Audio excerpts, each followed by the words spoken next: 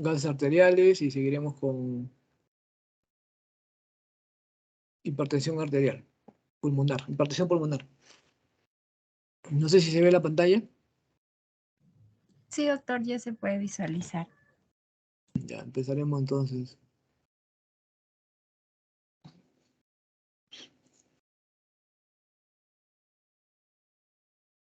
Bueno, buenas tardes. Vamos a retomar este tema. Recuerdo que habíamos hablado sobre procesos respiratorios, ¿no? Compensación en alcalosis respiratoria, acidosis respiratoria. Ahora vamos a hablar de los gases arteriales en forma global. Hace unos años hicimos este estudio sobre valores gasométricos en población altura, de adulta mayor resistente en gran altitud, que más o menos se les hizo ver en la clase anterior, en el cual podíamos contemplar, como se les había señalado, que estas variaciones de los gases arteriales dependen fuertemente de la edad, ¿no? Y también del género, ¿no? Como les señalé esa vez, los valores normales que nosotros estamos acostumbrados a manejar corresponden a las personas menores de 40 años, ¿no? O de 50, ¿no? Entonces acá tenemos menores de 40 años pueden tener un PO 67, ¿no? En Huancayo, a 3.250 metros sobre el nivel del mar, pero una persona mayor de 80 tiene un promedio de 53 de milímetros de mercurio de oxígeno, ¿no? La saturación de 94 va decreciendo progresivamente hasta 88.7 y la relación entre PO2 sobre FiO2, que es normal en 320 en personas menores de 40 años, en personas mayores de 80 años baja hasta 252, ¿no? Esto es importante para el manejo de pacientes con insuficiencia respiratoria causada por COVID-19, influenza H1N1 o neumonías u otras patologías. Y acá comparando por el género, ¿no? Debido a que las mujeres premenopáusicas tienen una mayor ventilación minuto y tienen también una frecuencia respiratoria mayor debido al estímulo de la progesterona, aparte de que es bastante infrecuente que desarrollen mal de montaña crónico, polisistemia de altura, por lo menos antes de que les llegue la menopausia. Aparte de eso, tienen, eh, t- tienen mejores parámetros ventilatorios, ¿no? Por ejemplo, saturación de oxígeno, 92%, cuando el 90% de los varones en promedio, eso es a través de todas las edades. Igual, el PO2, 60 versus 56. El PCO2 es menor también, 28 versus 29. Pero en cuanto a los otros valores, como el pH, 7.46, igual en ambos. Nosotros tenemos una alcalosis respiratoria crónica compensada con una alcalosis, con una acidosis metabólica, ¿no? Así, una alcalosis respiratoria compensada con una acidosis metabólica. Por tanto, así que el bicarbonato promedio de mujeres es 20 y el bicarbonato en varones es 21, ¿no? El bicarbonato es más bajo, es decir, las mujeres tienen más acidosis metabólica que los varones debido a que tienen mayor alcalosis, ¿no? Entonces necesitan compensar más, ¿no? Y el PAFI, lógicamente, mujeres es mejor, 289 contra 277 de varones. Bueno, ¿cómo se toman los gases arteriales?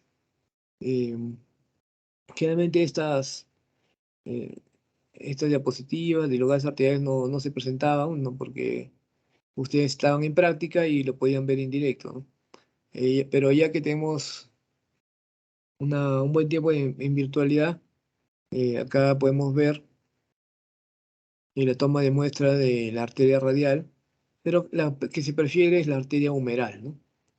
Lamentablemente, sobre todo en pacientes mayores de 60 años, el tejido es laxo y a veces es difícil se mueve la arteria al moverse el tejido conectivo y es más fácil de tenerla en una muñeca, ¿no? Pero para sacar la muestra de gases arteriales, hay que realizar el test de Allen, ¿no? Es decir, ocluir la arteria cubital o ocluir la arteria radial antes de tomar la muestra y verificar que no haya cianosis, que haya buen flujo. Si no hay buenas colaterales, ustedes van a ver que la mano se pone cianótica, en cuyo caso no pueden tomar la muestra de la arteria radial, tendrán que hacerlo de la arteria humeral, ¿no? De la flexura del brazo. Y bueno, como tercera opción tendrán la arteria femoral, sobre todo en pacientes hipotensos o en estado crítico. Los valores normales de oxígeno y CO2, estas son fórmulas que se aplican a nivel del mar, no se han desarrollado en la altura, bueno, menos que sepamos, quizás habría que revisar, pero estas son universales a nivel del mar. 103.5 menos 0,42 por la edad, ¿no? Es el valor de PO2. Pero si está sentado es otra fórmula y si está en decúbito es otra fórmula. La gradiente alveolar arterial también es 2.5 más 0,21, pero como hemos visto en las diapositivas, este gradiente no se está cumpliendo en la población de altura, ¿no? Es decir, los pacientes de altura, por adaptaciones fisiológicas, tenían menor gradiente alveolar arterial que el que podía predecir la fórmula. En PCO2, 40 más menos 4, pero en Huancayo es 30, o podemos decir, perdón, 30 más menos 1, ¿no? Entre 29 y 31. Acá tenemos valor normal de oxígeno y CO2 en menores y mayores de 60 años. No podemos ver esto a nivel del mar, que los valores del PAFI cambian, ¿no? También por la edad, y el PO2 normal, que era más de 100, o que era 90 a 100, en mayores de 60 años es 80 a 90, ¿no? Sea pulmonar va disminuyendo y el paciente va eh, presentando menores niveles de PO2. Cuando ustedes toman los gases arteriales, les van a pedir que en la orden ustedes especifiquen cuál es la temperatura de la muestra, o la temperatura del paciente, perdón, porque ustedes podrán ver, por ejemplo, que el pH 7.4 con un PO2 de 80 y CO2 de 40 se observa a 37 grados centígrados, ¿no? Si tienes un PO2 de 80 con un CO2 de 40, más o menos esta persona debe tener 60 años, más o menos. Porque una persona de menor de 40 debe tener 90 por lo menos de PO2. Y ustedes van a ver que al aumentar la temperatura, por ejemplo a 40 grados, ya el pH va disminuyendo, se está volviendo acidótico porque empieza a aumentar el CO2, ¿no? El paciente hiperventila porque recuerden que el hallazgo más común de la sepsis, el trastorno ácido-base más frecuente en la sepsis es la alcalosis respiratoria. Así hiperventila por la infección y bueno, eso hace que aumente el PO2, pero también al aumentar el metabolismo también aumenta el CO2, ¿no? Entonces aumentan ambos, ¿no? Porque si hiperventilara debería bajar el CO2 solamente, ¿no? Entonces tenemos que el valor de bicarbonato también está alrededor de 24, pero en la altura, bueno, en la altura en la que vivimos, 3.250 metros, es alrededor de 21. Elevaciones del bicarbonato, mayor 26 serán alcalosis metabólica y menor 22 acidosis metabólica, pero en nuestro medio, como 21 es lo normal, ya mayor de 22 será alcalosis y menor 23, perdón, de 21 será acidosis. La elevación del CO2, acidosis, la disminución del CO2, alcalosis. Esto habíamos visto también en la clase de trastornos respiratorios. Entonces, la concentración de hidrogeniones es la que determina el estado ácido-base. Eso también habíamos mencionado en esta ocasión, ¿no? Que de dónde viene el trastorno ácido-base, de la formación de hidrogeniones a nivel del hígado por la dieta y el metabolismo, ¿no? Y estos hidrogeniones son eliminados por el pulmón en forma de CO2 y por el riñón en forma de ácidos orgánicos, ¿no? Entonces, en la dieta ingresa un miliequivalente de hidrogeniones por kilo por día, el riñón elimina la misma cantidad, y el metabolismo también genera 13.000 a 15.000 nanomoles de CO2, que el pulmón elimina más o menos la misma cantidad por día, ¿no? Recuerden que al oxidarse, al procesarse, los carbohidratos, lípidos y proteínas, se va a producir ATP, pero más CO2 y agua, ¿no? El pH hemos visto, el logaritmo negativo. Los hidrogeniones, la estación de hidrogeniones normales, también lo he visto en la clase anterior. Ahora, también habían comentado algo sobre las razones por las cuales el organismo debe mantener el pH en un rango fisiológico, eso que se llama eudemia, y es porque tanto la alcalosis como la acidosis van a producir alteraciones importantes en el funcionamiento de los órganos y tejidos, ¿no? Variaciones significativas de pH van a causar trastornos. Entonces, generalmente los puntos de corte, como pH menor de 7.2 o mayor de 7.6, se han asociado con una alta mortalidad, ¿no? Como ustedes pueden ver, van a ver que se tolera un poco más la acidosis que la alcalosis, ¿no? Por ejemplo, en cetoacidosis diabética, recién por debajo de 6.9, se indica administración de bicarbonato, 6.9 de pH, o cuando el bicarbonato es menor de 5, ¿no?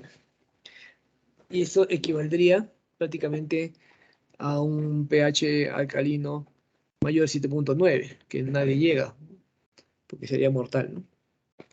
Aunque la acidosis es más, digamos, perdón, es más temida, la alcalosis es menos tolerada.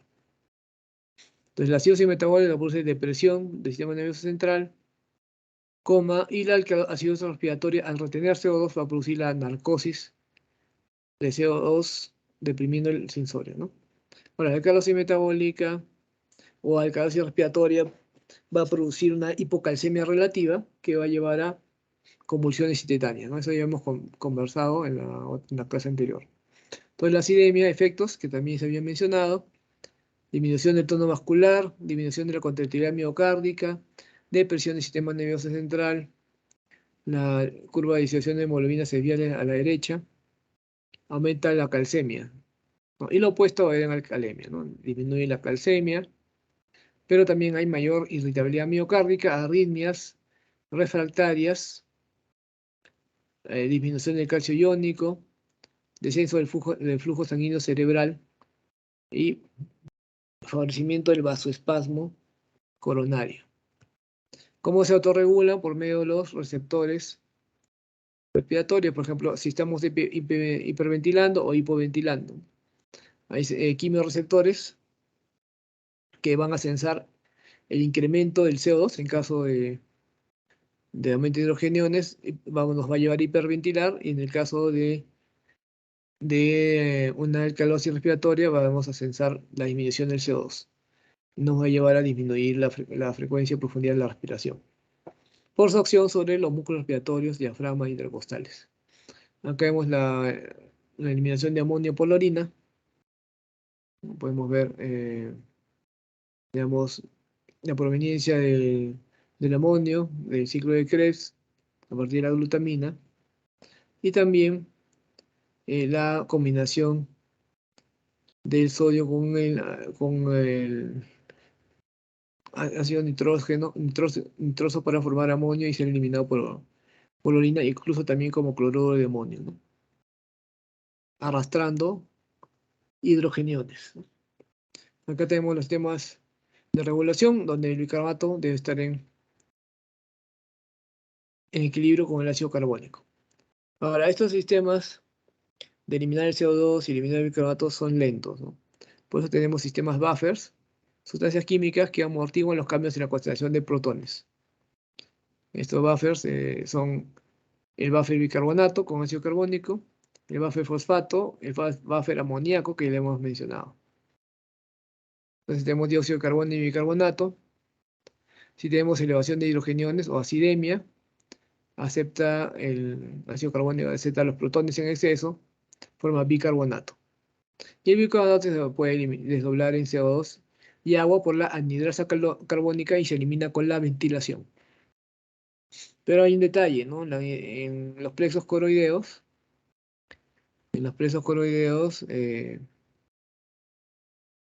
los presos coloides no dejan pasar bicarbonato al cerebro, ¿no? De tal manera que si ustedes tienen un exceso de CO2, un exceso de bicarbonato, por ejemplo, tienen alcalosis metabólica, una alcalosis metabólica de rebote o por exceso de administración de álcalis, entonces, al llegar a la barrera hematoencefálica, ese bicarbonato se va a desdoblar CO2, en CO2 y agua, y lo que va a ingresar al cerebro va a ser el CO2. Eso se denomina una acidosis paradójica del sistema nervioso central, ¿no? Es decir, si ustedes tienen una acidosis metabólica, pueden tener una acidosis metabólica del sistema nervioso central, pero si ustedes tienen una alcalosis metabólica, también van a tener una acidosis eh, del sistema nervioso central, porque el bicarbonato no puede ingresar por la barrera hematoencefálica. Y acá lo que también les había señalado anteriormente, que la compensación sigue la misma dirección, ¿no? Entonces, si tengo una disminución de bicarbonato, para compensarla debo disminuir el CO2, es decir, si tengo una acidosis metabólica. Si tengo una acidosis respiratoria, si estoy reteniendo CO2, debo retener bicarbonato, ¿no? Entonces, tiene que ser en la misma dirección. Por eso es que ustedes en un vistazo pueden saber si hay un trastorno doble, ¿no? Por ejemplo, ustedes tienen un paciente con acidosis metabólica y si tienen un bicarbonato bajo, un bicarbonato en 18, por ejemplo, un bicarbonato bajo, entonces ustedes esperarían que el CO2 esté bajo. Pero si ustedes ven que el CO2 está elevado, imaginemos que estamos en la costa y su CO2 está en 42, entonces ustedes saben que tiene una doble acidosis, acidosis metabólica y acidosis respiratoria.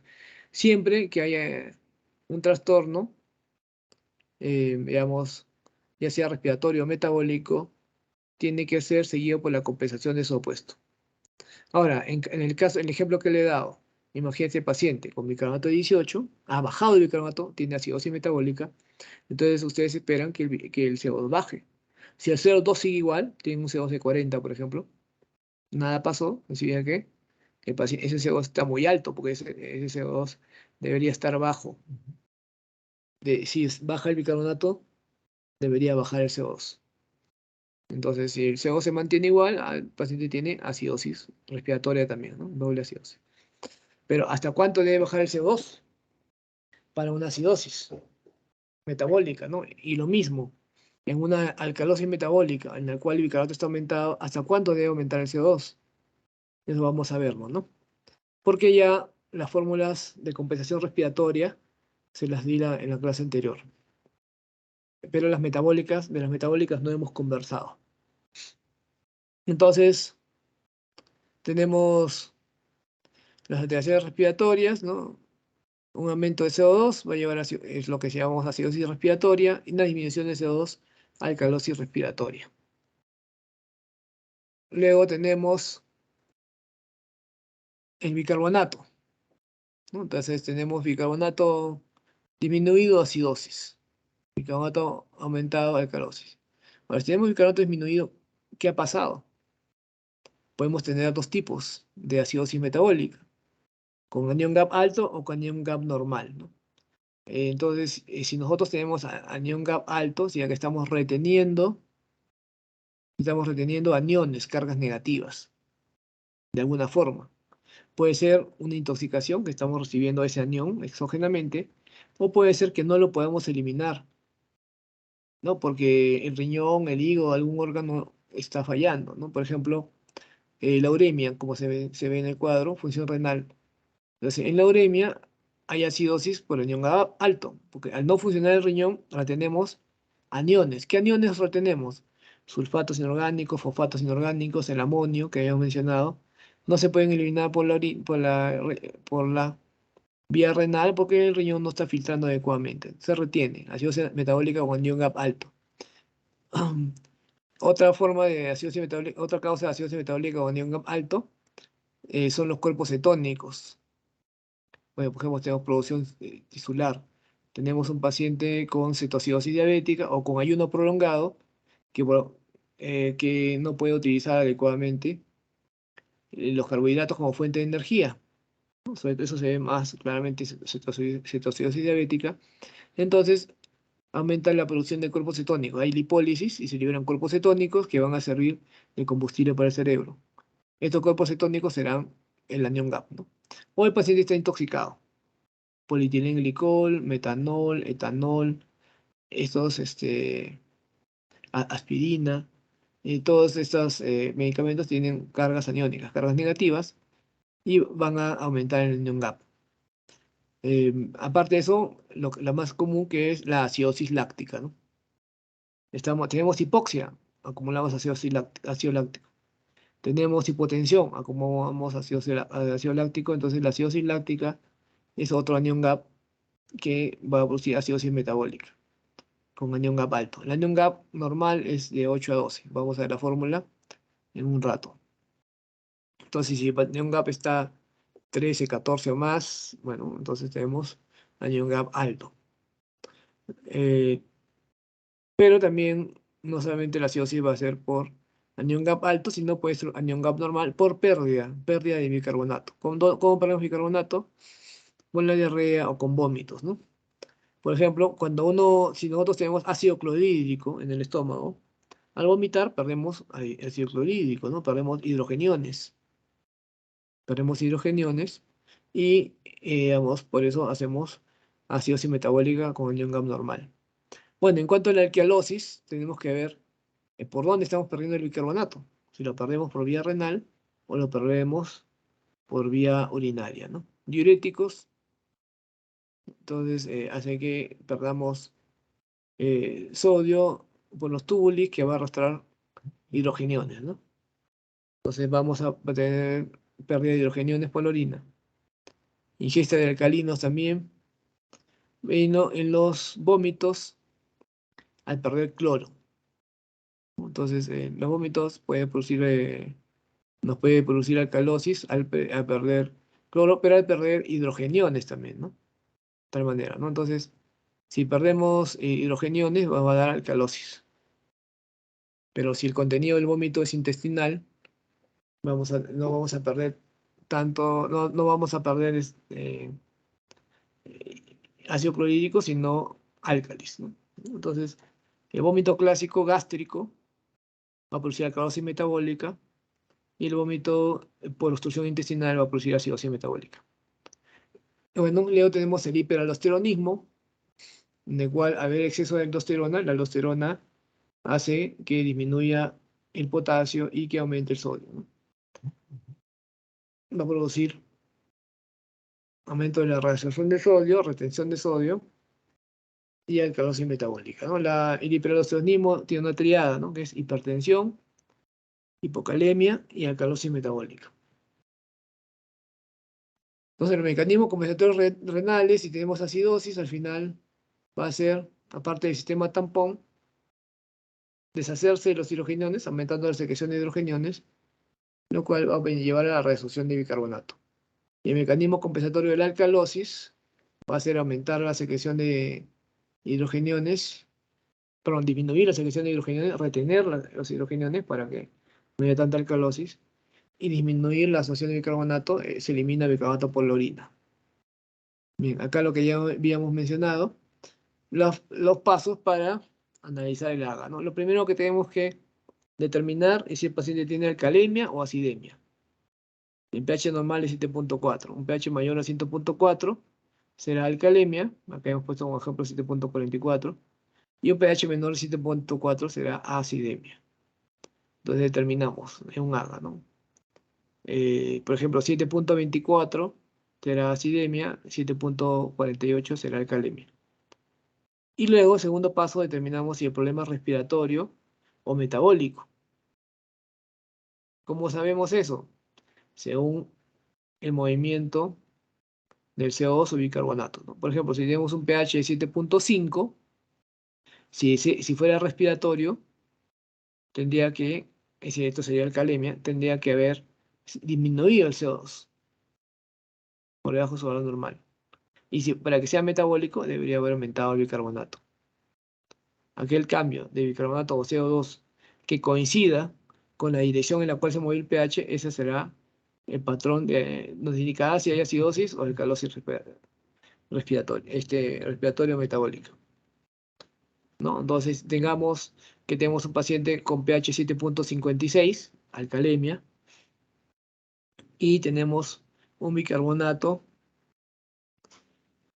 de 28 y un PCO2 de 42, o 44, perdón, PCO2 de 44. Ya, entonces PCO2 de 44 está alto. Un PCO2 alto produciría acidemia, pero el paciente tiene alcalemia, entonces no es la causa.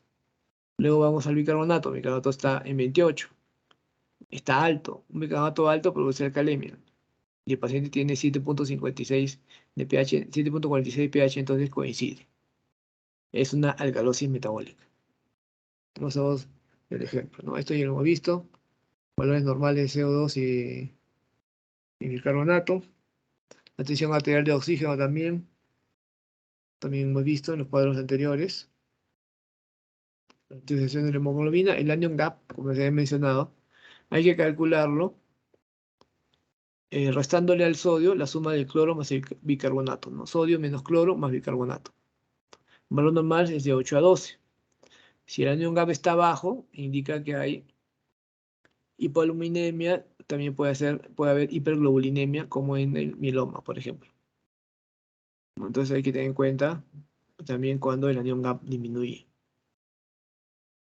Entonces el anion gap generalmente corresponde a las sustancias ácidas en exceso, como fosfatos, sulfatos y ácidos orgánicos, sustancias que se acumulan en la insuficiencia renal, por ejemplo. Entonces el anion gap es importante para ayudarnos a determinar si hay otro trastorno ácido-base. Y como tenemos la lista de causas, podemos ubicar alguna causa que no haya sido identificada previamente, ¿no? A todo paciente que le van a analizar el AGA, van a calcularle el anion gap. Tenga o no tenga acidosis, ¿no? Acá tenemos el anion gap, una composición más o menos de los aniones no medidos y los cationes no medidos, ¿no? Los aniones medidos son 23, los cationes no medidos 11, entonces 23 menos 11, 12. Es el promedio del anion gap, ¿no? De 8 a 12. Ven que los aniones generalmente son proteínas, sulfatos, fosfatos, ácidos orgánicos. Pero estos fosfatos, sulfatos y ácidos orgánicos, cuando el paciente tiene insuficiencia renal, se van a elevar. Los cationes son los clásicos potasio, calcio y magnesio.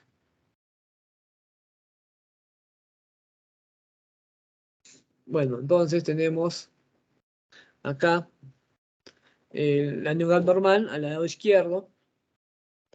Luego tenemos una acidosis metabólica con anion gap normal o acidosis metabólica hiperclorémica al medio, y al lado derecho una acidosis metabólica con anion gap alto o acidosis láctica. Ustedes ven que en los tres ejemplos partimos de un gap normal que es 10 en promedio, ¿no? De 8 a 12, el promedio es 10, pero que en la acidosis con anion gap normal el cloro se eleva a 115, por ejemplo. Ahí, y vamos a llevar con esto a una acidosis hiperclorémica, generalmente por pérdidas de bicarbonato, ya sea renal o digestiva. En el lado derecho sí vemos, por ejemplo, que aparece otro gap, el lactato, ¿no? Que es otro anión, otro anión, que lo sumado el anión del lactato con el anión gap que ya tenía el paciente da 20, ¿no? Entonces tenemos un paciente que tiene más de 12 de anión gap, esto es acidosis metabólica con anión gap alto. Entonces, ya habíamos mencionado causas de acidosis metabólica con anión gap alto. Entre los productos que pueden causar acidosis metabólica con anión gap alto tenemos los salicilatos, metanol, formaldehído, etilenglicol para el dehído, etanol, citrato. En caso de transfusiones masivas, citrato, ¿no? Que si por todo se ha recibido más de 4 paquetes globulares. La citociosis, que ya habíamos mencionado también, pero también la rhabdomiolisis o destrucción de fibras musculares. La insuficiencia renal y la acidosis láctica. Pero en cuanto a la acidosis láctica, la más común es la acidosis que ya les mencioné, la acidosis láctica por hipoperfusión o por hipoxia. A eso se le llama acidosis láctica tipo A, es la más común. Pero también existe la acidosis láctica tipo B, la cual se refiere a una acidosis láctica por disfunción mitocondrial, ¿no? Tenemos una disfunción mitocondrial, ya sea en terapia targa, ¿no? Por ejemplo, sidobudina o, digamos, abacavir, que van a producir esta disfunción mitocondrial. Tenemos también problemas hepáticos, ¿no? Insuficiencia hepática, ¿no? Que es incapaz de metabolizar el ácido láctico, entonces acumula ácido láctico. Neoplasias, ¿no? En las cuales se acumula ácido láctico. Cualquier patología que aumente la producción de ácido láctico sin haber hipoxia ni hipotensión, se da una acidosis láctica tipo B. Y como hay pocos diagnósticos diferenciales, ¿no? Por ejemplo, inclusive metformina también, ¿no? Cuando da acidosis metabólica con anión GABA alto, va a dar acidosis láctica tipo B. Entonces, como tenemos pocas posibilidades, el diagnóstico se puede hacer con facilidad. Y luego tenemos la acidosis metabólica con anión GAB normal, en la cual tenemos pérdidas de bicarbonato, ya sea gastrointestinal o renal, y también administración de ácidos, ¿no? Por ejemplo, los aminoácidos, ¿no? Como su nombre lo indica, al metabolizarse van a liberar cargas ácidas. Entonces, una hiperalimentación de aminoácidos va a aumentar la acidosis, ¿no? Entonces hay que tener cuidado en la hiperalimentación si un paciente tiene problemas, una insuficiencia renal, en la cual no puede manejar bien la carga ácida. También si es que se administra ácido clorhídrico para corregir una alcalosis metabólica. Y las pérdidas de bicarbonato, ¿no? También podemos tener pérdidas gastrointestinales y pérdidas renales. Tenemos una diarrea, una drenaje biliar, ureterosimoidostomía, ¿no? Tenemos un paciente, por ejemplo, en este momento que tiene un dren de Kerr, un drenaje biliar alto y siempre tenemos que estar corrigiéndole, reponiéndole bicarbonato, ¿no? Por las pérdidas. Pero también tenemos la posibilidad de que sean pérdidas renales. Y ahí la patología más común es acidosis tubular renal proximal, pero también puede ser distal, la acidosis tubular renal proximal tipo 2, en la cual, digamos, vamos a tener pérdida de bicarbonato por la orina, la cetoacidosis durante el tratamiento y después de una hipocapnia crónica, ¿no? Es decir, de una disminución de CO2 crónico. Entonces, en cuanto a la cetoacidosis, es importante porque los cuerpos cetónicos, al ser metabolizados cuando ustedes están mejorando una cetoacidosis diabética, por ejemplo, están dando el tratamiento, los cuerpos cetónicos se van a metabolizar CO2 y agua y luego van a formar bicarbonato. Entonces, cuanto más cuerpos cetónicos se elimine por la orina, más bicarbonato van a eliminar por la orina. Luego tenemos alteración de la excreción renal de ácido. En este caso, no se trata de que se pierda bicarbonato, sino que se retiene ácido. Esa es la acidosis tubular renal distal tipo 1. Cuando tiene hipocalemia, pero cuando tiene hipercalemia, tenemos la acidosis tubular renal distal hipercalémica o acidosis tubular renal tipo 4, ¿no? Que también se conoce como hipoaldosteronismo hiporreninémico, que es característico de algunos pacientes con diabetes.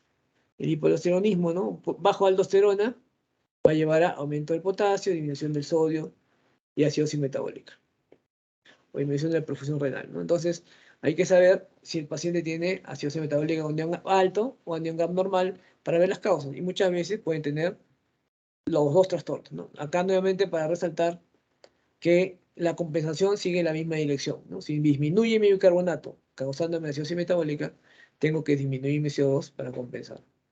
En otras palabras, si yo desarrollo una acidosis metabólica, necesito una acidosis respiratoria para compensar.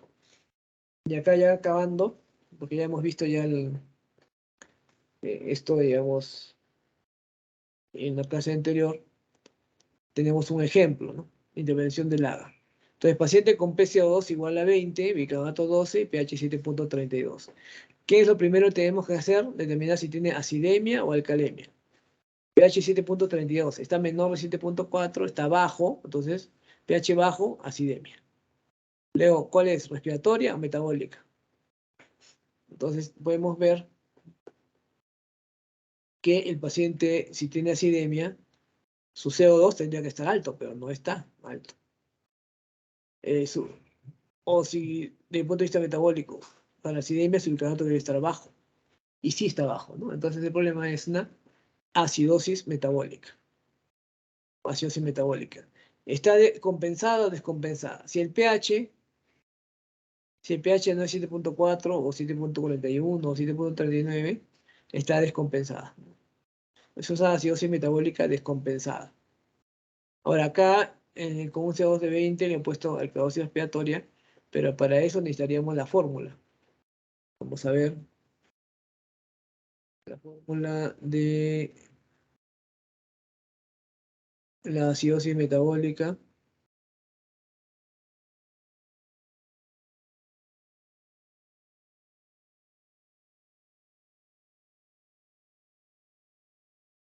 Que es bicarbonato. Ah, bueno, acá no está retratado, pues es bicarbonato por 1.5 más 8 más menos 2, ¿no?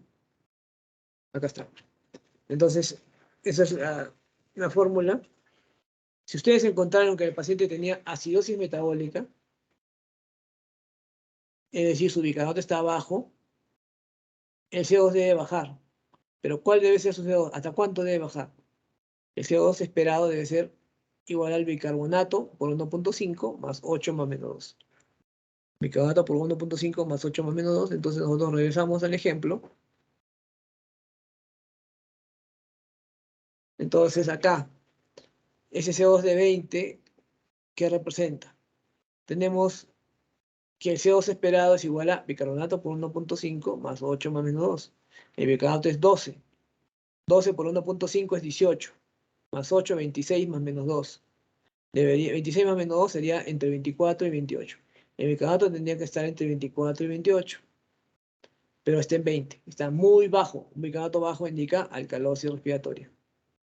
Entonces sí, efectivamente, como está en la diapositiva, el paciente tiene alcalosis respiratoria, ¿no? Claro, al ojo se había hecho, pero con la fórmula ustedes tienen la seguridad. Entonces tiene como trastorno primario acidosis metabólica descompensada y luego alcalosis respiratoria. Acá faltan algunas cosas, ¿no? Ese es el tercer paso. El primer paso, si es acidemia o alcalemia. El segundo paso, si esto es problema respiratorio metabólico. Y el tercer paso es si hay un trastorno secundario compensatorio, ¿no? El cuarto paso, vamos a ver después, es calcular el delta del gap. Calcular si es que cómo sería cómo está el anion gap y su delta, su variación del anion gap, para determinar si hay algún otro trastorno metabólico. Esto hay que tener en cuenta que los trastornos ácido-base pueden ser máximo cuádruples, no hay quíntuples, hasta cuádruples nada más. El problema respiratorio es uno solo. O el paciente tiene alcalosis respiratoria o el paciente tiene acidosis respiratoria. No hay otra posibilidad más. En cambio, en lo metabólico, el paciente puede tener una alcalosis metabólica con anión, por una alcalosis metabólica combinada con una acidosis metabólica con anión gap alto, combinada con una acidosis metabólica con anión gap normal, ¿no? Es decir, los trastornos metabólicos pueden ser hasta 3, más un trastorno respiratorio podemos tener hasta un trastorno cuádruple. Acá esta es una determinación del CO2 por el pH, no se está usando mucho. Usamos la fórmula que le presenté la vez pasada, ¿no? Este es el cálculo según el pH. Esta es la que estamos usando y que fue motivo de la clase anterior en trastornos respiratorios, ¿no? En las cuales la máxima compensación se va a dar en un paciente que tiene una disminución crónica de CO2, ¿no? Es una alcalosis respiratoria crónica. Un paciente con alcalosis respiratoria crónica, por cada 10 milímetros de mercurio de disminución del CO2, va a tener disminución de 5 a 6 milímetros de mercurio por mil equivalentes de bicarbonato. Y el ajuste mínimo va a ser en la acidosis respiratoria aguda. Si el paciente hace una acidosis respiratoria aguda, solamente por cada 10 de incremento del CO2, 10 milímetros de mercurio, aumentará en 1 a 2 miliequivalentes el bicarbonato. Entonces, esa es más o menos la compensación que ya hemos visto en la anterior oportunidad. Vamos a ver acá un caso de compensación respiratoria, ya que hemos visto de acidosis metabólica. Tenemos un paciente con EPOC, con PCO 60, y pH 7.35, ¿no? pH ácido, acidemia, y la acidemia es por elevación de CO2, porque el CO2 normal es 40, está en 60. Ahora el bicarbonatato está en 30, ¿ese bicarbonatato será adecuado o no? Ya de por sí, ya al tener el paciente CO2 elevado, tenía una acidosis respiratoria descompensada. Vamos a calcular cuál es el bicarbonato que le corresponde en este caso. Entonces, si tratándose de una elevación crónica del CO2, veamos la fórmula, crónico, elevación, por cada 10 que se eleva el CO2 debe aumentar en 3 a 4 el bicarbonato. Entonces, si el paciente es elevado en 20, porque lo normal estamos hablando a nivel del mar, lo normal es 40, entonces ha aumentado 2 veces esa cantidad, 2 veces 3 a 4. Entonces 3 a 4 por 2, 6 a 8. Entonces, ¿cuál será el bicarbonato que debería tener el paciente? 24, si debe aumentar en 6 a 8, el bicarbonato tiene 24 más 6, 30, y 24 más 8, 32. Entonces, el bicarbonato debería estar entre 30 y 32, y está en 30. Entonces el bicarbonato está bien, el bicarbonato aumentado de forma compensatoria, entonces no hay trastorno mixto. Simplemente el paciente tiene hasta altura acidosis respiratoria descompensada, sin problema metabólico. Acá tenemos este ejemplo, alcalosis respiratoria descompensada, en el caso de un paciente con CO2 bajo. CO2 bajo, digamos, y vamos a ver cuál es la fórmula. La fórmula es esta. CO2 bajo agudo. Por cada 10 milímetros de mercurio de disminución de CO2, disminuirá en 2 a 3 el bicarbonato. Una alcalosis respiratoria descompensada aguda. Recuerden que si ustedes no tienen datos en historia clínica, utilicen el agudo. Si tienen datos en historia clínica, utilicen el crónico, ¿no? Más o menos, por lo menos más de 48 horas sería crónico. Entonces tenemos PCO2 20, bicarbonato de 13 y pH 7.5. pH elevado, es alcalemia. El bicarbonato está bajo, produciría acidosis, entonces no es el causante. Y ese CO2 está bajo, entonces es una alcalosis respiratoria. Descompensada porque el pH está alto. Entonces, si el PaCO2 ha disminuido 20 milímetros de mercurio, y por cada 10 que disminuye, el bicarbonato debe disminuir 2 a 3, entonces, multiplicando por 2, si disminuye 20 el CO2, el bicarbonato debería disminuir de 4 a 6. Entonces, si el bicarbonato está en 13, vamos a ver cuánto debería estar, porque el bicarbonato normal es 24. 24 menos 4, 20. 24 menos 6, 18. Entonces, el bicarbonato debería estar entre 18 y 20. Pero el paciente tiene un bicarbonato de 13. Está demasiado bajo. Entonces, tiene acidosis metabólica. Entonces, tiene doble trastorno, alcalosis respiratoria con acidosis metabólica, ¿no? Entonces, acá una recomendación también es, si ustedes tienen un trastorno metabólico y respiratorio al mismo tiempo, prefieran el metabólico. Prefieran el metabólico porque las fórmulas de compensación son más precisas, la forma de acidosis y alcalosis metabólica, que las respiratorias. Por ejemplo, en este caso, digamos que hubiéramos tomado el bicarbonato de 13 como una acidosis metabólica, imaginando que el pH estuviera bajo, ¿no? Hubieras tomado el bicarbonato de 13, entonces hubiéramos dicho, el PCO2 esperado sería igual a bicarbonato por 1.5 más 8 menos 2. El 13 por 1.5 será 19.5. 19.5 más 8, 27.5 menos 2. Entonces, entre 25 y 29 debería estar ese CO2. Pero como ese CO2 está bajo, está en alcalosis respiratoria, ¿no? Entonces, por esa forma también salía que tenía ese doble trastorno: alcalosis respiratoria y acidosis metabólica. Acá está la fórmula, como les mencioné. El CO2 es igual a bicarbonato por 1.5 más 8 menos 2. Más o menos el pulmón puede necesitar 4 horas para hiperventilar de esa manera, pero un riñón nunca se dará abasto, ¿no? ¿Sí? Entonces, si tenemos una alcalosis o acidosis respiratoria, la compensación renal va a tomar por lo menos 48 horas, a 72 horas. En cambio, La compensación respiratoria puede tomar solo 4 horas. Luego tenemos la fórmula de alcalosis metabólica. La que usamos en nuestro país es la de la alcalosis metabólica severa. El PCO2 esperado sería igual al bicarbonato por 0.9 más 9 más menos 2. La fórmula de leve moderada, que usa 15, no la utilizamos, tiene que ser en otros países, ¿no? Digamos, en Argentina, por ejemplo, donde también usan otra fórmula de NIONGAP, y nosotros usamos regularmente la fórmula de alcalosis metabólica severa, ¿no?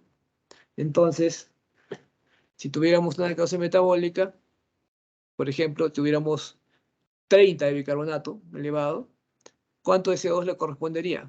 El CO2 esperado sería igual a 30 por 0.9, que es 27, más 9, 36 más menos 2. Sería 36 más menos 2 sería entre 34 y 38. Ese debería ser el CO2 para un paciente con bicarbonato de 30, por ejemplo. Entonces, de esa forma se calcula.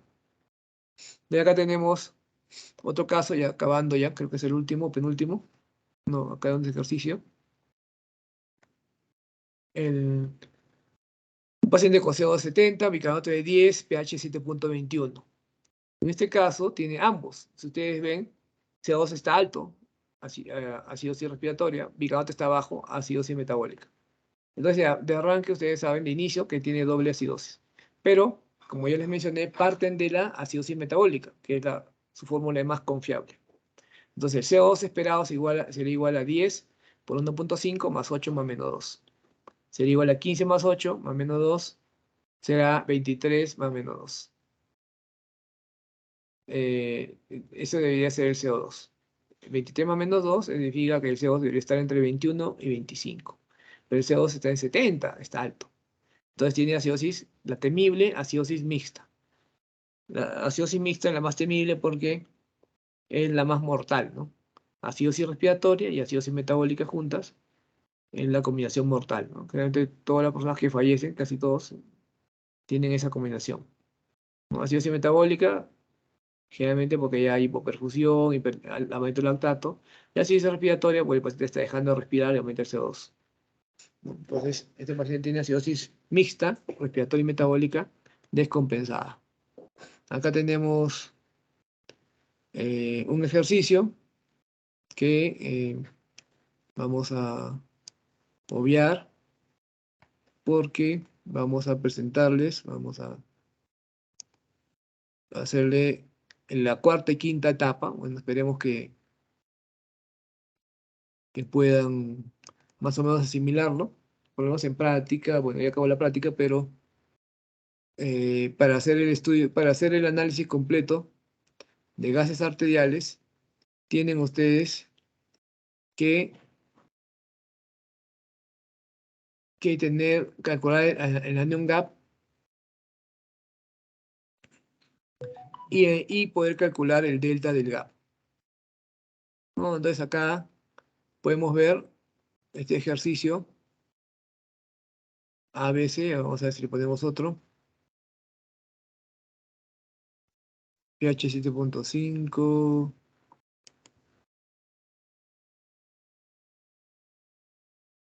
bicarbonato 32, ahí está, este de acá vamos a ver.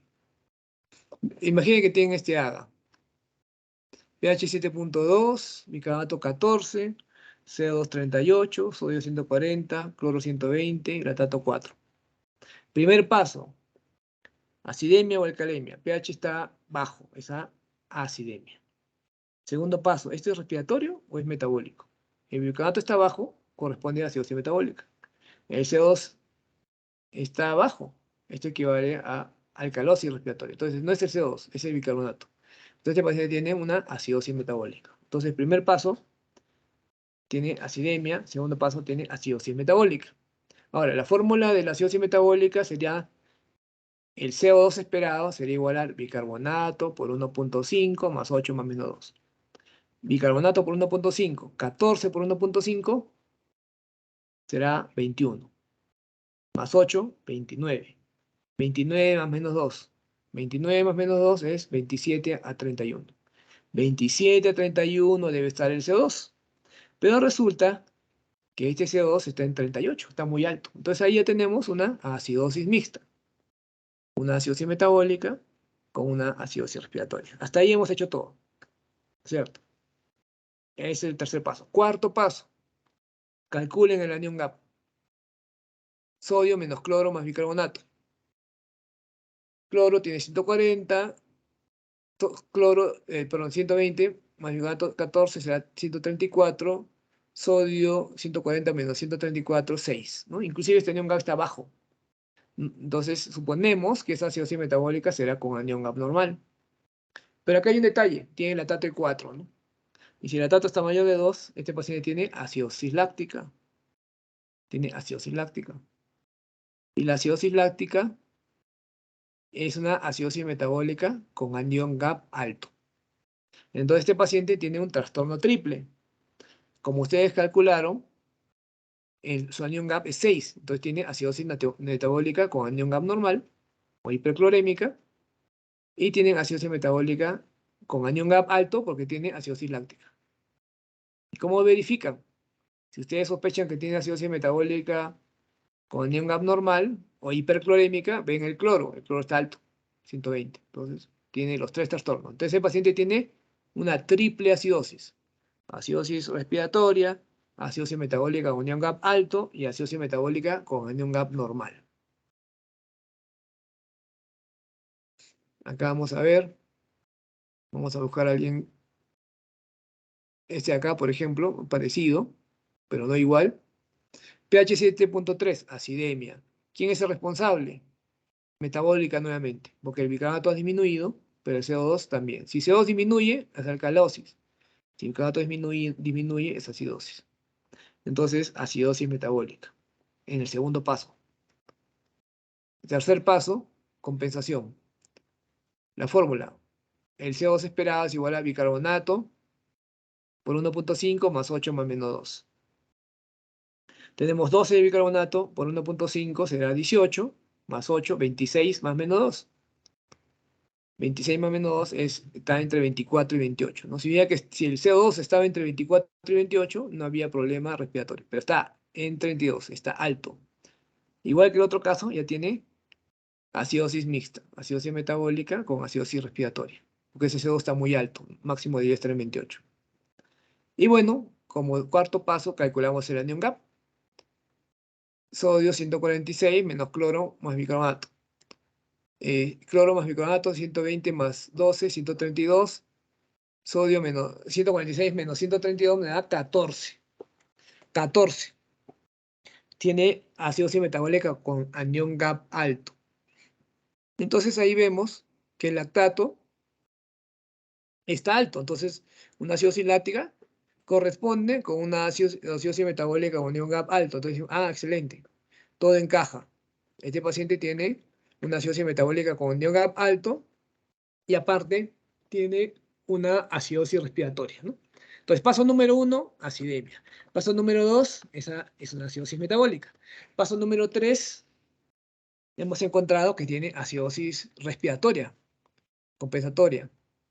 Paso número 4, hemos visto que tiene una acidosis metabólica con anión GAP alto, para poner el nombre y apellido. Pero nos falta un quinto paso, que por eso he puesto este, porque en el otro no se podía hacer. Calcular el delta del GAP. Delta del GAP. Esto, bueno, quizás no lo capten ahora porque siempre es difícil, pero bueno, intenten más o menos concentrarse. ¿Qué es el delta del gap? El delta del gap es el aumento del gap. Si este paciente tiene 14 de anion gap, significa que su delta del gap es 2. ¿Por qué? Porque máximo su anion gap debería ser de 8 a 12. El anion gap es de 8 a 12. Todo lo que sea por encima de 12 sería un delta del gap, ¿no? Entonces, si tengo un paciente con anion gap de 20 y su delta del gap será 8, ¿por qué? Porque 20 menos 12 es 8. Igual, si tenemos un paciente con 13 de anion gap, 13 menos 12, su delta del gap será 1. En este caso, como tiene 14, su delta del gap es 2. Ahora, ¿cuál es lo curioso? Que el delta del gap debe coincidir con el delta del bicarbonato. Ojo. significa que si un paciente tiene un delta del GAP de 2, su bicarbonato debe caer en 2. Un paciente que su bicarbonato normal es 24, su delta del GAP debería, con un GAP de 2, debería tener su bicarbonato en 22.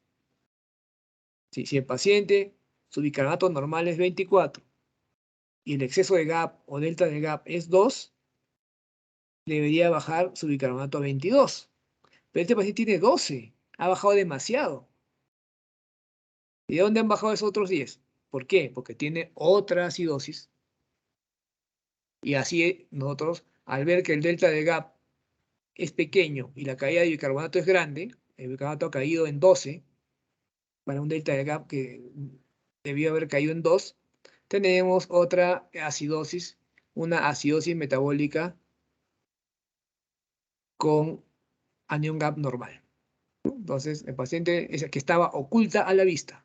Tiene una acidosis metabólica con anión GAP alto, tiene una acidosis metabólica con anión GAP normal y tiene una acidosis respiratoria. También tiene triple acidosis.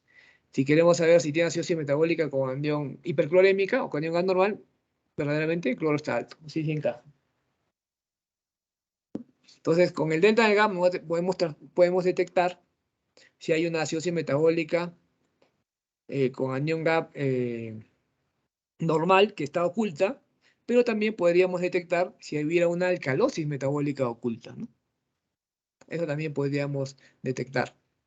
Por ejemplo, si el bicarbonato, en este caso, no estuviera en 23, yo diría, como el exceso de GAP o el delta de GAP es 2, mi paciente debería haber bajado su bicarbonato de 24 a 22.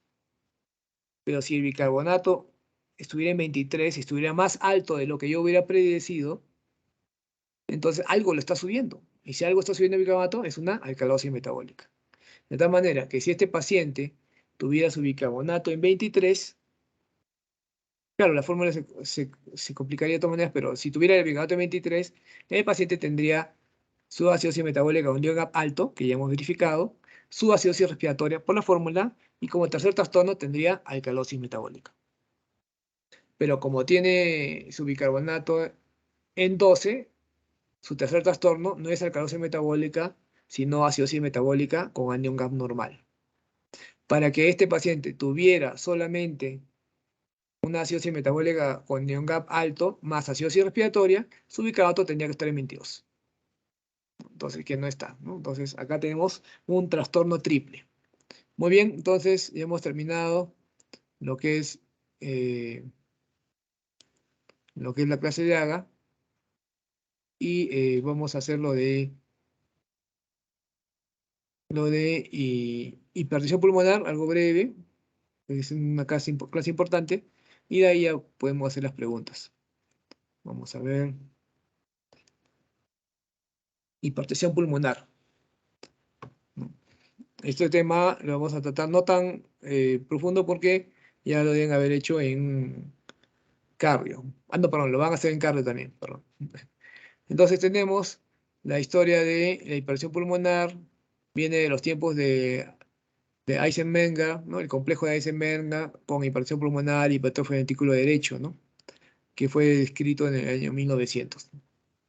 Luego se fue, digamos, determinando por estudios de anatomopatología el aumento de, digamos, de las fibras musculares en la arteria pulmonar y la hipertensión, ¿no? Y luego, en el transcurso de los años, como ven arriba, las diferentes drogas que se usan para manejo de la hipertensión pulmonar, como desde el prostenol hasta el tadalafil en el año 2008, ¿no? Recordemos que el sildenafil, el famoso Viagra, en el 2005 fue aprobado para uso de hipertensión pulmonar, pero bueno, tenía otros usos aparentemente más comerciales, ¿no? Como para la difusión eréctil, más se le conoce por ello, ¿no? Pero originalmente fue desarrollado para hipertensión pulmonar. La presión arterial de la media de la arteria pulmonar es mayor de 25 milímetros de mercurio, pero la presión arterial pulmonar con el ejercicio sube a mayor de 35. Y la presión media es de 14 a más o menos 3, la fracción media, ¿no? La sistólica mejor es más de 25. Entonces, nosotros estamos un medio hipóxico, otros señalan 12, o- pero nosotros generalmente tenemos 18 a 20 de presión arterial pulmonar, ¿no? Por estar a 3.000 metros sobre el nivel del mar. A mayor altitud, mayor hipertensión pulmonar, ¿no? Entonces, la hipertensión pulmonar va a llevar a cabo una serie de eventos fisiopatológicos complejos que pueden llegar a ser letales. Normalmente, lo que va a ocurrir, lo que debe ocurrir en los vasos sanguíneos, endotelio vascular, es que haya una vasodilatación, ¿no? Por ejemplo, cuando nosotros hicimos nuestros estudios con sobre el endotelio vascular aquí en Huancayo, con el doctor Macha y el doctor López, encontramos que la función endotelial es mucho mejor en los pacientes de altura que en los pacientes, que en las referencias de los pacientes de la costa. Pero cuando un paciente está enfermo,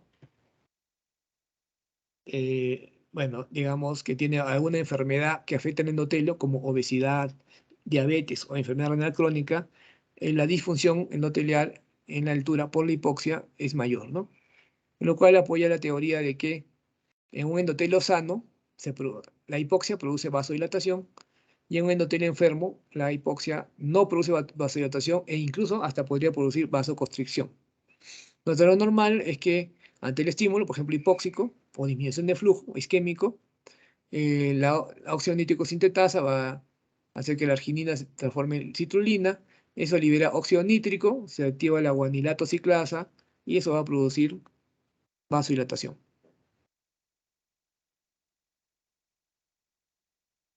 La activación de la ciclooxigenasa también va a producir prostaciclina a partir de ácido araquidónico y la prostaglandina I2 aumenta la concentración de ácido de AMP cíclico en el músculo liso, ¿no? También por presencia de oxígeno se puede estimular, ¿no? De esta manera, con un endotelio sano, por oxígeno o por ausencia de este, va a tener vasodilatación. Bueno, la prostaglandina F, al contrario de estos estímulos, ¿no? De la prostaglandina I2 y de la guanidina ciclasa, tenemos que la prostaglandina F2 alfa, la endotelina, la angiotensina y la serotonina van a ocasionar vasoconstricción. Entonces tenemos dos caminos, los que hemos mostrado, el camino de la endotelina, el camino de la prostaciclina y el camino del óxido nítrico. Esta es la función endotelial intrínseca. Nosotros también podemos evaluar la función endotelial extrínseca. Para eso le ponemos bajo la lengua al paciente 5 miligramos de isorbide o algún nitrato y eso le va a dar, eso se va a transformar en óxido nítrico, ¿no? Entonces, nosotros cuando hacemos la prueba de la función endotelial, generalmente la prueba de la arteria humeral, le producimos una isquemia de 5 minutos del brazo y con eso vamos a llevar a la producción de óxido nítrico. Pero si nosotros, y con eso vemos qué tan bien produce óxido nítrico. Pero si nosotros queremos ver si el endotelio responde independientemente si produce óxido nítrico o no, le damos un dador de óxido nítrico, es un nitrato. Le podemos dar nitroglicerina, le podemos dar isorbide, ¿no? Entonces, es una fuente exógena de óxido nítrico y simplemente vemos si vasodilata o no, ¿no? Entonces, incremento de la resistencia vascular periférica puede ser por trombosis, ¿no? Si nosotros tenemos hipertensión en la arteria pulmonar, o hay vasoconstricción, como un endotelio enfermo, o hay trombosis, o hay proliferación celular, ¿no? O las tres, ¿no? La vasoconstricción, en las arterias precapilares hay niveles bajos de óxido nítrico, prostaciclina, con aumento de endotelina, tromboxano 2 y serotonina. Es decir, los factores vasoconstrictores predominan sobre los vasodilatadores. En caso de trombosis hay agregación plaquetaria y al mismo tiempo aumenta el tromboxano 2, la prostaciclina. Y la proliferación celular puede haber alteraciones vasculares irreversibles. En la hipertensión pulmonar idiopática, donde la arteria está engrosada por proliferación celular. Acá tenemos la evolución clínica de la hipertensión arterial pulmonar, cómo van avanzando de un estadio preclínico asintomático. Cuando está asintomático y el gasto cardíaco está disminuyendo, va a haber un deterioro progresivo, que cuando ya el paciente hace insuficiencia cardíaca, ya deja de aumentar la presión arterial pulmonar, ¿no? Empieza a disminuir. Y empieza a aumentar la disfunción del ventrículo derecho. Entonces, la circulación pulmonar es de baja resistencia. ¿Y qué hacen las cavidades derechas? Envían el gasto cardíaco a través de la circulación pulmonar. Entonces, la presión arterial pulmonar 20-25 y la presión diastólica de 10-15. Entonces, como el ventrículo derecho envía el gasto cardíaco hacia la circulación pulmonar, si el paciente tiene una fibrosis pulmonar, tiene lesiones, tromboembolia pulmonar, va a haber resistencia al flujo y por lo tanto va a desarrollar hipertensión pulmonar, que contra la cual va a tener que contraerse el ventrículo derecho y va a desarrollar crecimiento del ventrículo derecho, ¿no? Entonces acá el flujo es igual al gasto cardíaco y se puede más o menos según el problema, donde está el problema, categorizarlo. Entonces todas estas son causas de hipertensión pulmonar, ¿no? Enfermedad de vías aéreas, ¿no? Que produce hipoxia, hipoventilación, o puede ser una enfermedad vascular primaria, vasculitis pulmonar, tromboembolia pulmonar, crónica o aguda, enfermedad parenquimal. La falla cardíaca izquierda, la enfermedad pulmonar o la tromboembolia pulmonar son las principales causas de hipertensión pulmonar. Entonces, como parte de la hipertensión pulmonar va a desarrollar el paciente hipertensión auricular izquierda, porque la aurícula izquierda es la que va a recibir, ¿no?, la sangre que regresa del aparato de los pulmones, ¿no? Recibe la sangre de los pulmones para pasársela al ventrículo izquierdo para que le inyecte, ¿no? Entonces podemos tener acá patologías como excurgitación mitral, estenosis mitral, o falla ventricular izquierda crónica, o cortocircuitos que pueden producir hipertensión auricular, ¿no? La más famosa es estenosis mitral, ¿no? Decimos una estenosis mitral, tenemos un paciente que tiene dificultad para que pase la sangre de la aurícula izquierda a la ventrícula izquierda. Al hacer mucha presión, se hipertrofia la aurícula izquierda. Al tener esa hipertrofia de la aurícula izquierda, esa presión incrementada de la aurícula izquierda se va a transmitir al árbol pulmonar y va a desarrollar hipertensión pulmonar. Como crece la aurícula izquierda, si es mayor de 5 centímetros, generalmente puede desarrollar fibrilación auricular, ¿no?, y desarrollar embolias. Y como produce hipertensión pulmonar, puede tener hemoptisis, ¿no? Por eso la estenosis mitral es causa de hemoptisis. ¿Qué va a tener el paciente con hipertensión pulmonar? Fatiga, distensión abdominal, síncope, puede tener cianosis. En el examen físico, incurgitación yugular, signo de insuficiencia cardíaca derecha y presencia de tercer o cuarto ruido. Diagnóstico, historia de examen físico, la radiografía de tórax. Vamos a ver en la ventana aortopulmonar que está obstruida, obliterada, no hay ventana aortopulmonar, está prominente. En el EKG vamos a ver desviación del eje a la derecha. En el ecocardiograma podemos medir, si tenemos buena ventana, digamos, por la tricúspide, podemos medir la presión arterial pulmonar. Acá tenemos la probabilidad de hipertensión pulmonar según el ecocardiograma y el perfil de riesgo, ¿no? Cuando tenemos alta, elevada, probabilidad elevada de hipertensión pulmonar, ¿no?, por diagnóstico ecocardiográfico con síntomas compatibles, ¿no? En ese caso, se recomienda un cateterismo cardíaco derecho. Lamentablemente, el ecocardiograma tiene limitaciones. Tiene que haber cierto grado de insuficiencia tricuspidea para que se pueda determinar la hipertensión pulmonar. Casi siempre lo hay, pero no siempre. Y las medidas no son tan precisas, ¿no? Entonces, si nosotros tenemos un paciente que sospechamos altamente o hemos confirmado que tiene hipertensión pulmonar, incluso por ecocardiograma, tenemos que derivarlo para un cateterismo cardíaco. Pruebas que pueden ayudar: la tomografía de ventilación-perfusión, tomografías de alta resolución para buscar causas de hipertensión pulmonar, ¿no? Un EPIT, por ejemplo, una fibrosis pulmonar, una lesión pulmonar puede llevar a hipertensión pulmonar, entonces, y a crecimiento del ventrículo derecho, lo que sería un cor pulmonale, ¿no? Eso lo van a ver en cardiología.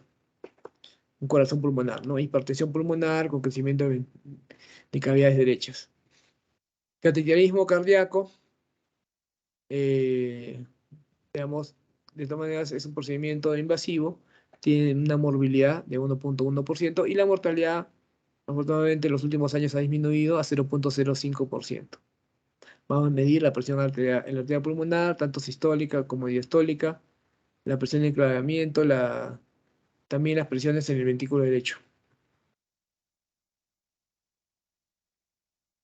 De acuerdo a su fisiopatología, cómo se genera la hipertensión pulmonar por hipertensión primaria, de la arteria pulmonar, por falla ventricular izquierda, o por enfermedad respiratoria, o por enfermedad tromboembólica, ¿no? Son las principales. Misceláneos también, hemos tenido un caso, bueno, no lo hemos llegado a publicar porque no tenía, le faltaba un, un, un control, un paciente de la selva, una paciente de la selva que había utilizado, digamos, medicamentos anorexígenos, ¿no? Que producen hipertensión pulmonar, ¿no?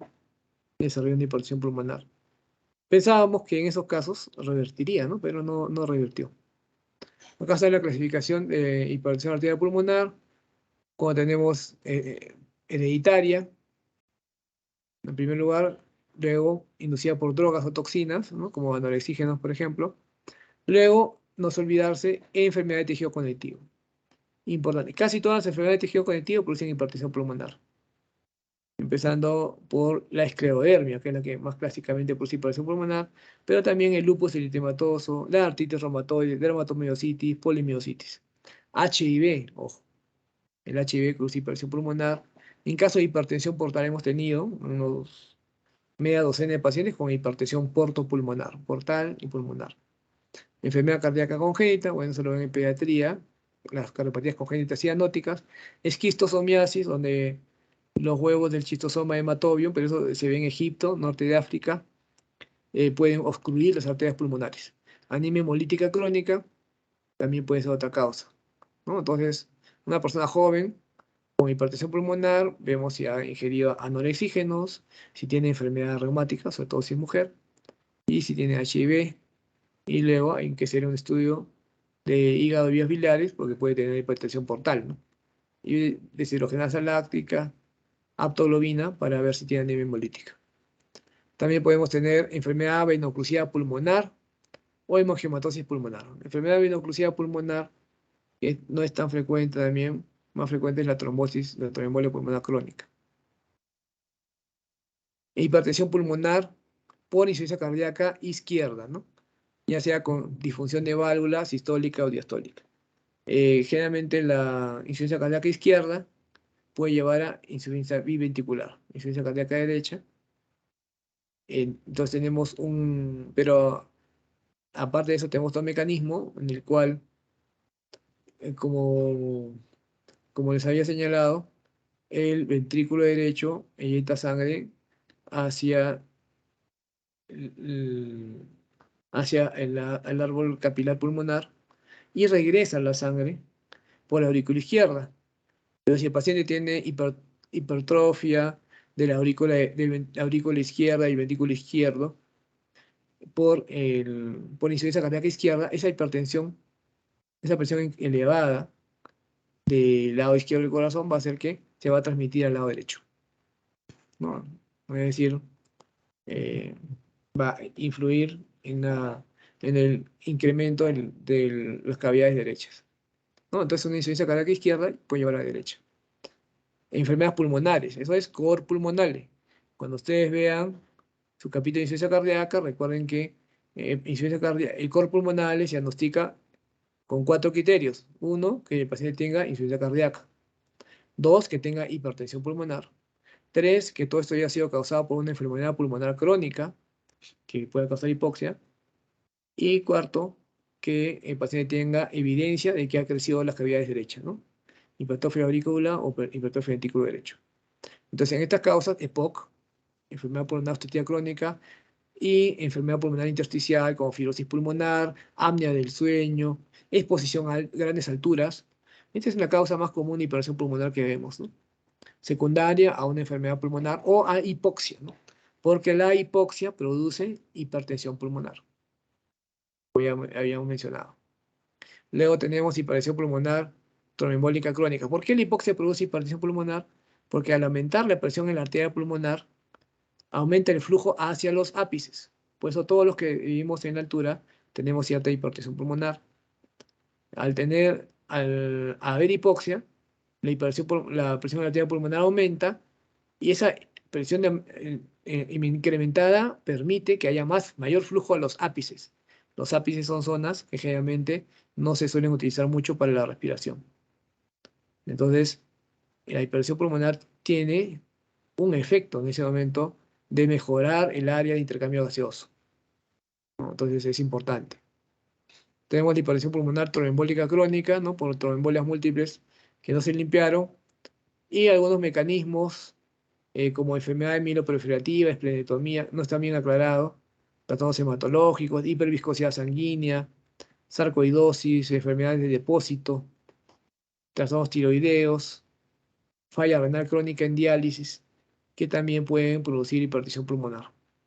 Entonces, más o menos esta clasificación es importante que la tengan en cuenta.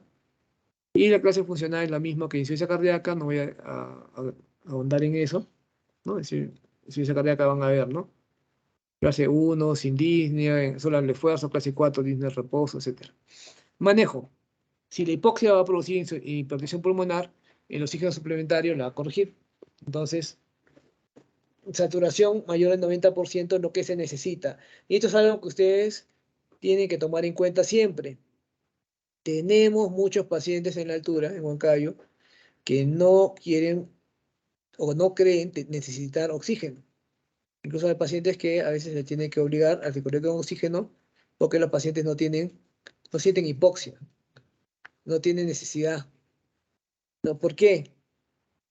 Porque han estado han vivido tanto tiempo en la altura que su sensibilidad del cuerpo carotídeo, que es el sensor de la hipoxia, se ha visto deteriorada, ¿no? Entonces, los pacientes están a veces saturando, como ustedes han visto en los valores de gases arteriales que le he puesto, están por la altura, están saturando a veces 85% o tienen un PO2 de 55, PO2 de 54 y están caminando por ahí, ¿no? Sin ningún problema, ¿no? Pero ¿qué pasa? Si ustedes permiten que este paciente esté con hipoxia crónica, así esté asintomático, va a ser hipertensión pulmonar. Entonces, el paciente que esté con hipoxia asintomática, si satura menos de 90, va a ser hipertensión pulmonar. Y si hace hipertensión pulmonar, eso se va a transmitir a la aurícula izquierda. La aurícula izquierda va a hipertrofiarse. Los vasos pulmonares también se van a hipertrofiar. Y ese paciente va a desarrollar fibrilación auricular. Entonces, el paciente que está caminando feliz y tranquilo con su hipoxia crónica, que no quiere ponerse oxígeno o quizás no sabe que necesita oxígeno, en cualquier momento les hace un ACV. Infarto cerebral, ¿y de dónde salió? Ah, si estaba sano, ¿no? Tenía hipertensión pulmonar, hizo crecimiento de la aurícula izquierda, pues la hipertensión pulmonar lleva crecimiento de la aurícula izquierda y a fibrilación auricular. Y ya demasiado tarde, ¿no? Entonces, por eso siempre a nuestros pacientes, muchos pacientes post-COVID, al tolerar la hipoxia, hemos tenido que mandarle con oxígeno, porque si no, no pueden hacer un evento vascular. Diuréticos para disminuir la presión pulmonar, restricción de sal y líquidos. Si hay falla cardíaca, se puede dar digoxina. Les mencioné por la filiación auricular, porque la digoxina se usa para filiación auricular. Anticoagular paciente con warfarina, con rosa 3. Uso de vasodilatadores con el prostenol, tadalafilo. Bueno, sildenafilo hemos intentado usar en pacientes hospitalizados, no nos ha ido bien, ¿no? Mejor va en niños, ¿no? En adultos no nos ha ido bien. Con tadalafilo, bueno, pensábamos probar, pero ya vino la pandemia, ¿no? Pero por lo menos en la práctica clínica se está usando más tadalafilo que sildenafilo. Y antagonistas del canal de calcio que relajan la pared de la arteria pulmonar, de los cuales el más importante es el diltiazem, ¿no? Hemos tenido muy buenos resultados con diltiazem. Lógicamente que el paciente no debe ser hipotenso, porque el diltiazem también baja la presión. Amlodipino. Y tenemos que evitar la hipotensión, como señala ahí, ¿no? Entonces, Con el ITC nos ha ido bastante bien, ¿no? Inclusive estábamos para hacer un protocolo, bueno, también se suspendió por la pandemia. Entonces, pacientes con hipertensión pulmonar que tengan oxígeno, determinar si necesita anticoagulación o no, para mantener en el ROSA 3, si necesita digoxina, para falla cardíaca con fibrilación auricular, ojo, y diltiazem para mejorar también, digamos, bajar la presión arterial pulmonar, la presión pulmonar y mejorar la función cardíaca. Bien, tenemos análogos de prostacyclina, vasodilatadores que activan el GMP cíclico, por aumento del GMP cíclico, bloqueadores de la endotelina 1, como el Bosentan, la endotelina es un vasoconstrictor pulmonar, y el Bosentan es inhibidor de la endotelina 1, ¿no?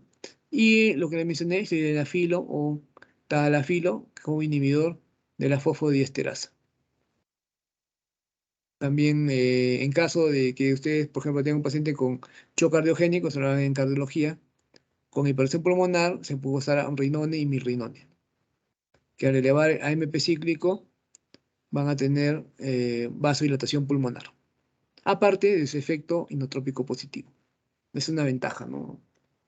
De la mirrinone y amrinone, que no lo tiene la dobutamina, o dopamina que se puede usar para un shock cardiogénico. ¿No? Entonces, en la terapia, bueno, oxígeno, pruebas de reactividad pulmonar, los medicamentos, prostacyclina, antagonistas de endotelina, y si el paciente ya tiene una condición terminal y irreversible, lo que queda es el trasplante cardiopulmonar, ¿no? Claramente, estos pacientes, cuando el paciente tiene hipertensión pulmonar, no suele funcionar trasplante pulmonar, sino trasplante corazón-pulmón, ¿no? Por eso estas patologías son difíciles de manejar en cuanto a trasplante, son más complejas. Muy bien, entonces acá tenemos un esquema en la cual vemos cómo podemos confirmar la hipertensión pulmonar con electrocardiograma, radiografías, digamos, ecocardiograma transtorácico. Si hacemos el diagnóstico confirmado y encontramos la causa subyacente, bueno, ahí queda, tratamos la causa subyacente. Pero si no confirmamos el diagnóstico, vamos a ver una gamografía de ventilación-perfusión para buscar defectos de perfusión, buscar tromboembolia pulmonar crónica.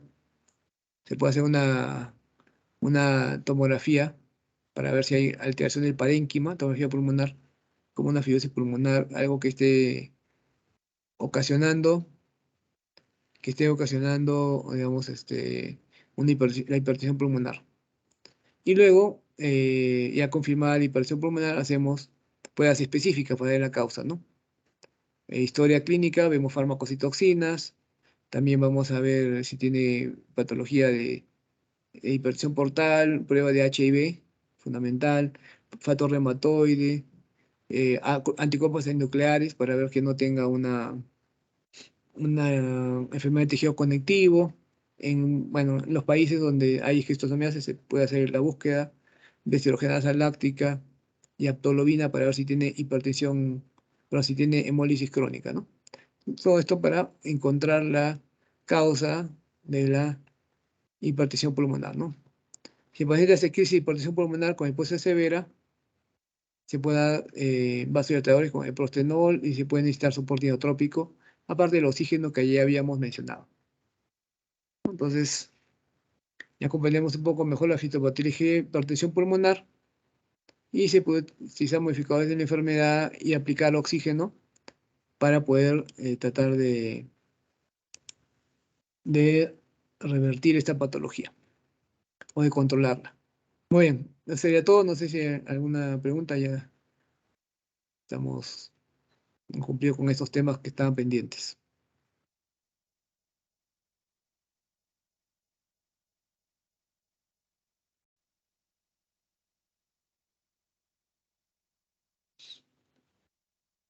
Muy bien, entonces eso sería todo. Doctor, disculpe, Sí, sí. ¿qué día va a ser el examen, doctor? Bueno, habría que coordinar Como ustedes, según la fecha de los exámenes que tienen, yo propondría jueves o viernes, no sé qué día sería mejor para programarlo para ese día. Vean según los exámenes, los otros exámenes que tienen, ¿no? Y me avisan, ¿no? Para ver si lo podemos tomar jueves o viernes, ¿no? Tomaríamos de forma virtual. Está bien, doctor. Entonces ahorita voy a terminar de coordinar el horario, fijándome que no se cruce con los otros exámenes y le confirmo a través de WhatsApp, por favor. Ya, muy bien. Listo, ya coordinamos entonces. Gracias, doctor. Hasta luego. Ya, gracias. Hasta luego.